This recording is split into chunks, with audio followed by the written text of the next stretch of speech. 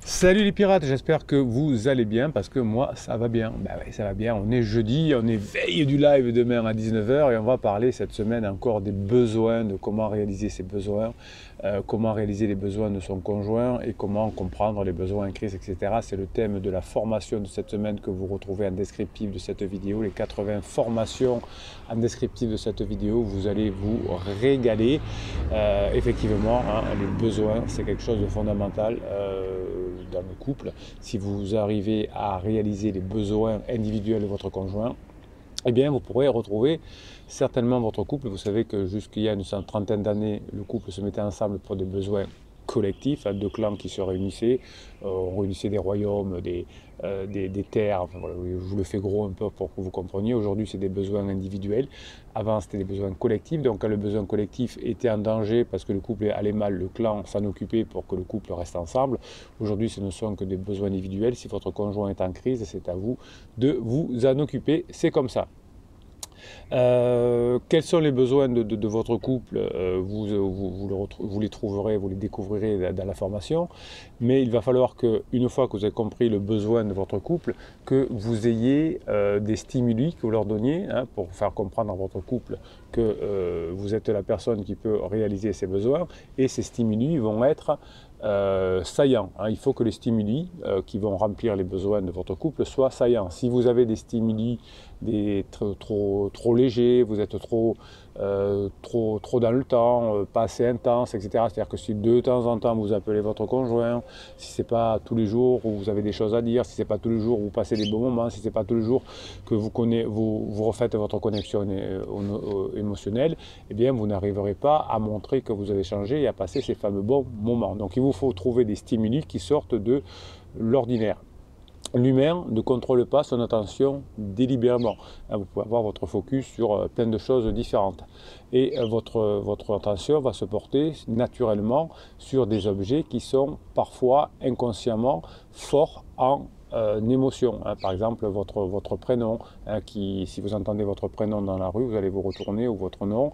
Si vous habitez Paris, que vous êtes à Paris, vous ne retournerez pas si vous entendez le mot Paris, mais si vous êtes à New York ou si vous êtes à Marseille, pourquoi pas, hein, ça peut me concerner.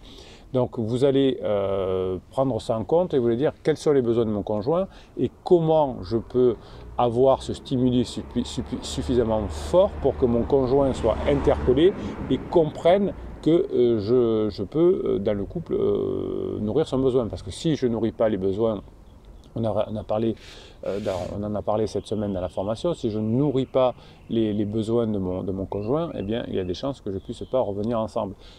Par exemple, mon conjoint aura besoin de voir que j'ai changé pour revenir avec moi, sinon on est toujours dans le c'est à cause de lui, que je suis malheureux à cause d'elle, et c'est pour ça que je ne veux pas revenir, jamais je reviendrai, avec mes nez pincés, jamais je reviendrai, jamais je reviendrai. Eh bien, si vous montrez que vous avez changé avec des stimuli suffisamment forts, eh bien, vous y arriverez. Donc votre conjoint en crise, plus qu'un humain traditionnel, va filtrer les informations qui lui parviennent. Par exemple, s'il a une séance avec son psy et que toute la séance, le psy lui dit écoutez, réfléchissez parce que c'est peut-être pas une bonne solution de quitter votre conjoint parce que ça va rendre vos enfants malheureux. Alors, par exemple, la séance est là-dessus. Le psy qui est bon essaye, non, il ne serait pas bon si faisait ça, enfin bon, essaye avec son cœur de convaincre. Et au milieu de la séance, il dit bon, c'est vrai qu'il y a des personnes quand même qui divorcent. Eh bien, où il y a des personnes qui, un jour, c'est rare, mais il y a des personnes qui n'aiment plus. Eh bien, il va se souvenir que de ça, de la séance. Donc, c'est pour ça qu'on se rapproche, quand on est en crise, de personnes qui pensent la même chose que nous, hein, des personnes en crise généralement, parce qu'on n'écoute que les personnes qui nous ressemblent. Donc, si vous souhaitez attirer l'attention sur un élément de votre conjoint, vous allez devoir le rendre particulièrement visible par l'intensité que vous allez donner émotionnelle. Si vous faisiez un dessin, par exemple, si vous vouliez mettre un détail important, eh bien ce détail, il faudrait que vous le fassiez particulièrement visible par sa couleur, par sa forme, par sa taille, par son mouvement, etc. Eh bien là, c'est pareil, c'est pas un dessin, c'est une information. Il va falloir qu'elle soit saillante par votre voix, par votre intensité, par votre mouvement, par votre humour que vous allez déclencher, par la mémoire au travail de travail que vous allez susciter chez votre conjoint. Je vous avais fait une vidéo là-dessus, hein, je vous explique avec les neurosciences que pendant la crise, on a un problème de mémoire de travail. C'est pour ça que l'on ne mémorise pas ou on mémorise de façon très sélective.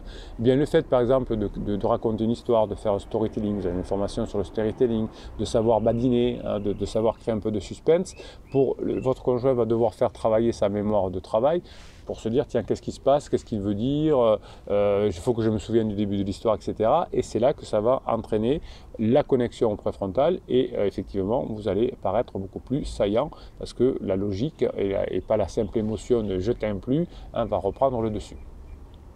Donc, personne n'est multitâche. Hein, je lis beaucoup de bêtises là-dessus, de psychologie à l'eau de rose. Les femmes sont multitâches, les hommes sont monotâches. Non, c'est pas vrai. Personne n'est multitâche. Ce qui est vrai en revanche, c'est que en général, les gènes féminins permettent de faire plus de tâches successives, des petites tâches successives, et les gènes masculins permettent plutôt de faire des grosses tâches et de dormir après. Donc personne n'est multitâche. Donc si vous pouvez vous enchaîner des micro-tâches, votre attention et celle de votre conjoint va se porter que sur une seule à la fois. Donc pendant que vous êtes saillant, que vous racontez quelque chose d'intéressant, que vous faites rire votre conjoint, que vous passez un bon moment, pendant ce moment-là, on ne pense pas aux autres. On va penser à quelqu'un d'autre quand on ne fait rien. C'est pour ça que vous avez une formation qui s'appelle Stop aux ruminations. Quand vous n'avez rien à faire, vous ruminez et vous créez votre propre cortisol, vos propres maladies, vos propres colères. Vous mettez votre cerveau en mode survie et vous ne récupérerez votre conjoint que quand vous aurez votre cerveau qui fonctionnera en mode complexe. Et cette idée va faire que votre conjoint, s'il est avec vous et que vous êtes saillant, que vous lui faites passer un bon moment, va pas penser à un pansement, mais va penser à vous. Donc c'est pour ça que je vous conseille souvent dans nos séances de mettre de la vie dans votre couple en ayant des interactions avec des personnes hors de la famille quand vous êtes ensemble. Sur vos enfants, si vous êtes mariés, font partie de votre famille. Donc les conversations sont très limitées. Une fois qu'on a raconté qu'on a eu une bonne note à l'école, que son chef est tombé de la chaise et que je ne sais pas quoi, que la voisine avait mal garé sa voiture, on n'a plus rien à se dire. En revanche, s'il y a d'autres personnes, des amis même récurrents, hein, s'il y a des amis nouveaux, c'est encore mieux parce qu'il y a encore plus de choses à découvrir. C'est une lune de miel, comme Pansement et Crézeux, ils ont beaucoup de choses à se dire parce qu'ils se découvrent. Eh bien, si vous arrivez à amener des personnes avec votre conjoint, dès que ça va mieux, dès qu'il est en up et que vous vous voyez avec d'autres personnes, c'est encore mieux. Souvent, vous faites l'erreur quand vous êtes des bébés pirates de vouloir voir votre conjoint parce que vous êtes en dépendance affective. Vous avez une formation sur la dépendance affective aussi. Je crois que c'est celle que vous me prenez le plus. Ben, vous offrez les formations qui vous font du bien. Eh bien, vous voulez être seul avec votre conjoint, mais au bout d'un moment, on n'a pas assez de choses à se dire. Donc, vous allez pouvoir attirer l'attention de votre conjoint sur ses besoins, et pour ça, il va falloir être saillant. Hein. C'est ce qu'on apprend à faire dans la formation qui est sortie hier et dont on parlera demain dans le live. On sait aujourd'hui en neurosciences que si vous automatisez les interactions avec votre conjoint, c'est-à-dire que c'est toujours la même chose, je te fais un bisou, on parle de la journée, chacun va prendre sa douche, on prépare le repas, on mange, on débarrasse la table, celui qui n'a pas fait le repas fait la vaisselle et on va regarder Netflix et on va se coucher. Eh bien, si vous automatisez votre vie de cette façon-là, évidemment, pendant la phase 3 du couple, eh bien, vous allez vous séparer. Donc, ce que vous allez faire là maintenant pour améliorer la relation avec votre conjoint, qu'il soit déjà parti, qu'il temporairement il habite ailleurs, qu'il soit dans votre maison mais qu'il passe la gueule, etc. Vous allez être très vigilant de changer la façon dont vous allez vivre très régulièrement, un peu différemment chaque jour. Sinon, eh bien, au bout d'un moment, on ne voit même plus les erreurs, on ne voit même plus les personnes qui sont en face de nous, et finalement, on va faire des actions qui sont non désirées, liées à la nuit, c'est-à-dire qu'on va commencer, quand le cerveau a cette routine-là, il va commencer à penser, par exemple, à pansement. En revanche, plusieurs études de neurosciences m'ont confirmé ce que je vois depuis 23 ans dans nos séances et surtout dans les commentaires des vidéos comment dirais-je, et sur le groupe Facebook, qui n'est pas là depuis 23 ans évidemment, beaucoup d'études me confirment finalement que les informations qui sont peu fréquentes et qui sont finalement plus rares vont être plus saillantes. Donc vous allez utiliser le système d'alerte pour votre conjoint en faisant des choses nouvelles pour lui indiquer que vous êtes capable de remplir son besoin. Par exemple, si votre conjoint a un besoin sexuel, si votre conjoint a un besoin d'attention, eh bien vous allez nourrir ce besoin-là avec quelque chose souvent de différent, souvent de saillant, pour que ça aille plus vite. Parce que si vous êtes vraiment très discret, ça peut fonctionner, mais ça sera beaucoup plus long.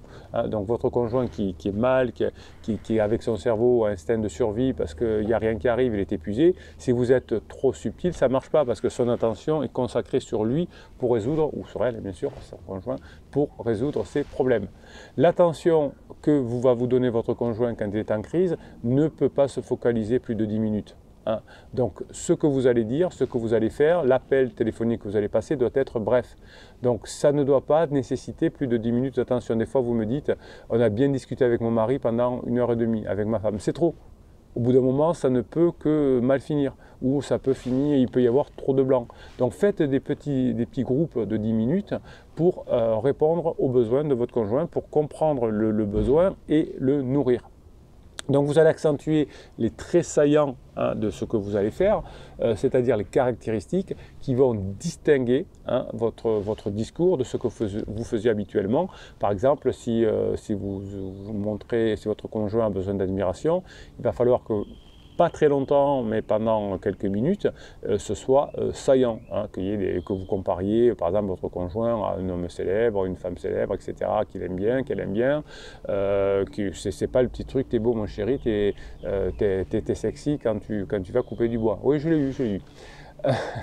Donc l'intonation de la voix, l'intensité de votre voix, le fait que vous bougiez, etc., vont être plus ou moins forts, et c'est cette force que vous allez avoir qui va faire que votre conjoint va s'engager dans quelque chose de positif, dans quelque chose d'irréversible, c'est-à-dire qu'avant il pensait que vous ne nourrissiez pas ses besoins, et grâce à cette attention que vous allez mettre sur lui ou sur elle, grâce à votre grinta, eh bien votre conjoint va s'apercevoir que beaucoup de choses ont changé dans sa vie, que beaucoup de choses ont changé chez vous, que vous passez maintenant des bons moments ensemble, et c'est ce qui va nous donner l'envie de revenir ensemble. Si on n'a pas ce changement, c'est compliqué. Il faut que votre conjoint, grâce à votre fait saillant, grâce à votre intensité, comprenne qu'à nouveau, vous êtes la personne qui va nourrir ses besoins le plus au monde.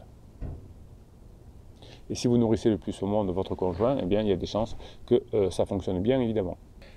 Pour mettre en application ce que vous apprenez dans les formations, pour être saillant, il faut avoir la grinta, il faut avoir cette énergie. Pour cela, vous avez Telegram, le canal Bruno Marchal, on va y aller. Vous avez les formations qui sont sorties, les 80 formations qui sont en descriptif de cette vidéo, et sous le catalogue des formations, vous avez le canal Telegram, canal Bruno Marchal, c'est votre canal de pirate. La journée, vous m'envoyez des WhatsApp et je vous les mets sur Telegram. Quand vous avez besoin d'une grinta, vous y allez, et je vous mets d'ailleurs les matins, en général assez de bonne heure, un audio pour vous donner la grinta aussi.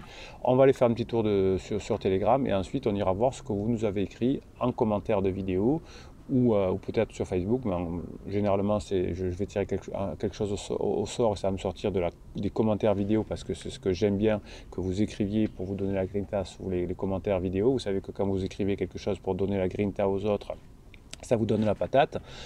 J'avais un pirate au bout du fil pour un coaching l'autre jour qui me disait: ce que j'aime faire quand j'ai pas le moral, c'est de donner la patate aux autres pirates, et ça me fait du bien. Et oui, quand vous écrivez des choses positives sous les commentaires pour aider les autres, pour donner votre expérience, eh bien ça fait du bien aux autres, mais ça fait du bien à vous aussi. Et puis quand vous lisez tous les commentaires, toute la grinta positive des pirates, comment ils y sont arrivés, comment chaque jour ils avancent, ça vous donne envie de faire la même chose. C'est comme ça qu'on y arrive. Allez, on va faire un tour du côté de Telegram comme prévu. Que la vie est belle. J'aime ceux qui portent leurs cicatrices avec dignité. Oui, vous avez votre conjoint vous dit: je ne tiens plus, je ne veux plus te voir, et vous avez réussi à remonter la pente. Maintenant, vous êtes en train de reconstituer votre cerveau et de créer des connexions neuronales importantes dans votre cerveau. Eh bien, vous avez les cicatrices, mais vous pouvez être fier de vous. J'aime ceux qui ont souffert et qui sourient encore, oui. Quand on est en mode survie avec son cerveau, ben, on a peur, on est triste, on est en colère, on souffre. Et quand on passe effectivement dans le mode complexe du cerveau que vous apprenez à force d'écouter des formations, de créer de nouveaux liens dans votre cerveau, eh bien tout ça va vous permettre de sourire. Ceux qui ont perdu mais qui essaient encore, oui, de temps en temps on se trompe. Hein. On apprend les formations, on les met en place grâce à la grinta des pirates, mais on ne l'a pas bien fait. Mais c'est pas grave, on refait. Hein, voilà, et cette fois on va bien faire. Ceux qui ont été maltraités, oui, on est maltraité par son conjoint en crise et qui sont restés gentils, j'ai horreur du mot gentil, mais qui sont restés des pirates, qui sont restés un roc. Ceux qui ont été déçus et qui montrent toujours leur bon cœur, oui, ben, la crise existentielle, la crise de couple, elle est normale, hein, c'est comme ça, c'est les passages de vie. Eh bien, si vous décidez de continuer ensemble malgré la crise, pour vous retrouver dans la phase 4 après la crise, eh bien, ça va vous demander de changer, d'apprendre des choses. Vous en bénéficierez à votre travail, avec vos amis, etc. Mais vous allez le faire avec bon cœur, puisque le meilleur investissement que vous pouvez faire dans votre vie, c'est sur vous-même, car il va vous faire changer à vie. Parfois, vous me dites, oui, mais je ne sais pas, est-ce que je dois mettre du temps là-dedans, de l'argent dans des formations? Oui, vous êtes la meilleure investissement de vous-même. Voilà, c'est là où il faut aller. Et une fois que vous allez changer, vous allez contrôler le monde. Si vous voulez contrôler le monde et que vous passez du temps, comme ça se passe sur des groupes Facebook qui ne sont pas celui des pirates, hein, mais à se plaindre de son conjoint, mais évidemment qu'on ne peut pas y arriver. Parce que ceux qui ont eu une vie plus dure deviennent souvent les plus belles personnes. C'est grâce dans la souffrance qu'on apprend. Hein. Souvent, vous me dites, grâce à la crise de mon conjoint, j'ai pu connaître le capitaine, j'ai pu connaître les pirates, j'ai pu connaître les formations, j'ai pu connaître la grinta, j'ai pu connaître l'amitié des pirates, et c'est grâce à la crise de votre conjoint. Si ça se trouve, alors c'est un autre même. C'est une dame dans une machine à laver. Si ça se trouve, j'étais dépareillé par la machine à laver de la vie. Si ça se trouve, je suis une chaussette solitaire. Oui, des fois on se dit, est-ce que mon conjoint est la bonne personne? Si vous êtes ensemble depuis 5, 10, 15, 20 ans, oui, hein, c'est souvent que devant le soleil il y a des nuages et que vous apprenez, vous ici, grâce aux neurosciences, grâce aux formations, à souffler sur les nuages pour que le soleil revienne. Mais votre conjoint croit que le soleil n'existe plus. Hein. On est un peu complotiste quand on est en crise. Non, le soleil n'existe plus, c'est fini. Jamais plus je t'aimerai, il existe du désamour. Non, il existe du désamour à la fin de la lune de miel seulement. Si je n'arrive pas à décider si j'ai besoin d'un café, d'un câlin, d'un mojito ou de 2 semaines de sommeil, alors ça c'est génial. Bravo le pirate qui a trouvé cette citation, ce petit mème rigolo. Je n'arrive pas à décider si j'ai besoin d'un café, d'un câlin, d'un mojito ou de 2 semaines de sommeil. Votre conjoint en crise parfois peut mettre sur le même plan, avoir besoin d'un café et de changer sa voiture, d'avoir un pansement et d'avoir un besoin sexuel. Parfois, on a juste besoin d'être serré par la bonne personne pour que tout le stress de la vie se dissipe. Oui, eh ben, les formations, la grinta des pirates, c'est ça aussi. Hein, on vous serre dans les bras. C'est l'avantage de la team, de la famille. Hein. Vous vivez les mêmes choses. Vous gagnez ensemble, hein, c'est les pirates qui gagnent à la fin parce qu'on a cette grinta et on a ce savoir, cette connaissance que vous avez. N'allez pas chercher du réconfort dans les personnes qui ne savent pas vous en donner, chez Tati Janine, chez votre ami ou je ne sais qui vous donne des mauvais conseils. Faites confiance aux pirates qui vivent la même chose que vous. Ce n'est pas parce que je suis fort pour supporter la douleur que je la mérite nécessairement. Non, alors ça c'est l'inverse. Vous apprenez ici à être fort pour supporter la douleur.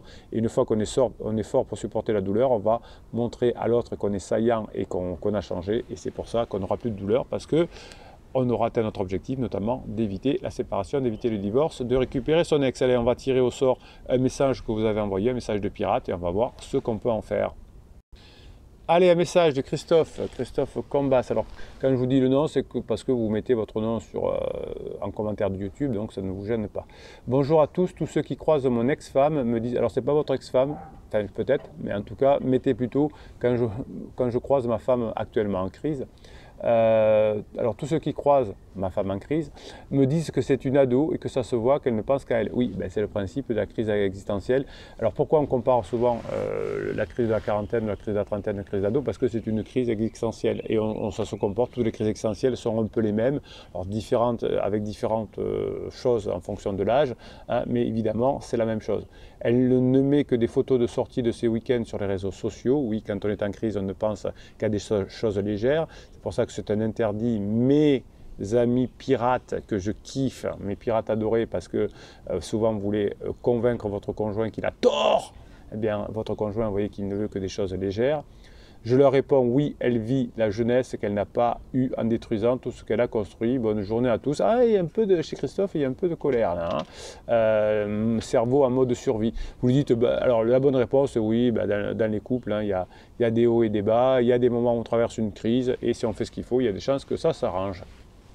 Mimi le Kiff dit « La jalousie nous fait mal parce que les émotions et nos pensées, on a du mal à les gérer. » Oui, vous avez une formation de plus de 5 heures, comment maîtriser ses pensées, comment maîtriser ses émotions. Vous avez raison, Mimi le Kiff, c'est une best-seller. Lorsqu'il y a amour, il y a jalousie, je suis d'accord. Dans notre situation, on est obligé de bosser surtout. Oui, vous n'avez pas bossé forcément sur vous, apprendre comment fonctionne un couple pendant la phase 2. Donc vous allez le faire pendant la phase 3 pour qu'au moins l'un des deux sache le faire, que vous puissiez passer en phase 4. On a des failles partout, oui, c'est normal. C'est comme si j'utilise mon téléphone et que je n'ai jamais appris à l'utiliser. J'aurai des failles. Et si je conduis ma voiture et que je ne sais pas la conduire, je ne sais pas comment fonctionne un moteur et j'ai aucune notion du code de la route, je vais la mettre dans le fossé, c'est normal. On apprend, dit Mimi le Kiff. Eh bien, Mimi le Kiff, je trouve qu'elle a raison. Voilà, ça c'est des pirates qui ont la grinta. On voit Mimi qui apprend et qui a l'air bien, et puis Christophe qui est peut-être un peu baissé les bras et qui est en mode survie avec beaucoup de colère contre son conjoint. C'est une crise existentielle, certainement, comme vous l'écrivez, Christophe. Je ne me permets pas d'évaluer votre conjoint que je n'ai jamais vu. Je ne suis pas psy. Certains psys se permettent d'évaluer une personne qu'ils n'ont pas vue. Ah, c'est mort, votre conjoint, mais vous ne l'avez jamais vu. Ah non, mais c'est mort. Votre conjoint, c'est un père narcissique, mais vous ne l'avez jamais vu. Ah, mais je l'évalue quand même, je suis trop fort. Non, ça ne marche pas comme ça. Donc, Christophe, on passe à un mode plus complexe, vous serez mieux dans votre vie et vous le méritez.